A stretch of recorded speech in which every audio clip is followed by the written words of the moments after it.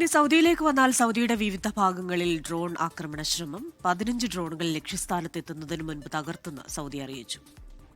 ജലീൽ കണ്ണമംഗലമാണ് ജിദ്ദയിൽ നിന്ന് ചേരുന്നത്. ജലീല്, സൗദിയിലും അത്ര ആശാവഹം അല്ലെങ്കിൽ ആശ്വാസകരമായ സാഹചര്യങ്ങളോ വാർത്തയല്ല വരുന്നത്.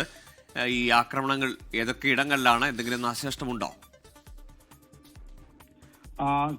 ഗോകുൽ കൃഷ്ണ, സൗദിക്ക് നേരെയും തുടർച്ചയായി ആക്രമണം ഉണ്ടാവുകയാണ്. ഇന്നലെ രാത്രിയും 15 ഡ്രോണുകൾ ഉപയോഗിച്ചാണ് സൗദിക്ക് നേരെ ആക്രമണം ഉണ്ടായിരിക്കുന്നത് ഇറാന്റെ ഭാഗത്ത് നിന്ന്. അത് ഏറ്റവും പ്രധാനമായും റിയാദിന് നേരെയാണ് കൂടുതൽ ആക്രമണം ഉണ്ടായിരിക്കുന്നത്. രാജ്യത്തിന്റെ മറ്റു ഭാഗങ്ങളിലും ആക്രമണ ശ്രമം ഉണ്ടായി.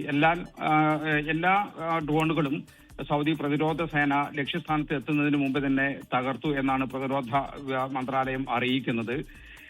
നമുക്കറിയാം, ഇറാൻ പ്രസിഡന്റ് അയൽരാജ്യങ്ങളോട് മാപ്പ് ചോദിക്കുകയും അതോടൊപ്പം തന്നെ ഇനി ആക്രമണം ഉണ്ടായില്ലെന്ന് പറയുകയൊക്കെ ചെയ്തതിന് ശേഷമാണ് ഈ ആക്രമണങ്ങളൊക്കെ എന്നതാണ് ശ്രദ്ധേയമായ ഒരു കാര്യം. ഇറാനിൽ ഇക്കാര്യത്തിൽ ഭിന്നത ഉണ്ട് എന്ന് വളരെ വ്യക്തമാണ്. ഇറാൻ ജുഡീഷ്യറി തലവൻ മൊഹ്സെനി ഇതിനെതിരെ ഇറാൻ പ്രസിഡന്റിനെതിരെ രംഗത്ത് വന്നു.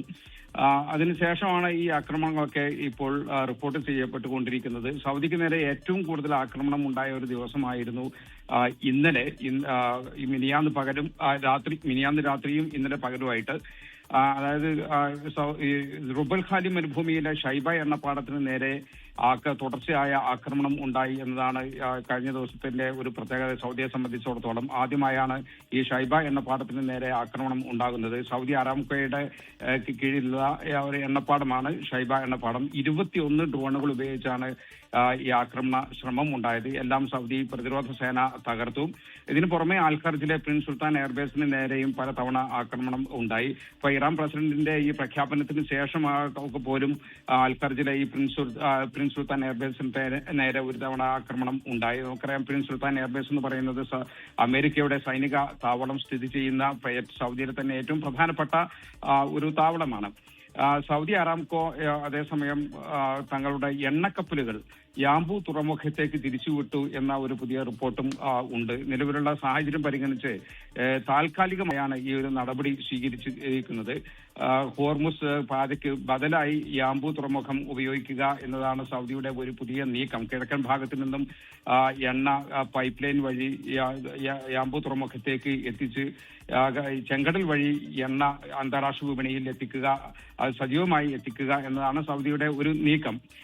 അതിന് പുറമെ ഇപ്പോൾ കഴിഞ്ഞ ദിവസം ഉണ്ടായ ഒരു നീക്കം സൗദി പ്രതിരോധ മന്ത്രിയും ജോർദാൻ പ്രധാനമന്ത്രിയും തമ്മിൽ ഈ നിലവിലുള്ള സാഹചര്യം സംസാരിച്ചു.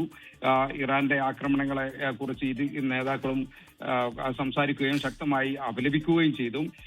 അതിന് പുറമെ സൗദി പ്രതിരോധ മന്ത്രി പാകിസ്ഥാൻ സൈനിക മേധാവിയുമായും സംസാരിച്ചു. നമുക്കറിയാം, പാകിസ്ഥാനുമായി സൗദിക്ക് ഒരു പ്രതിരോധ കരാർ ഉണ്ട്.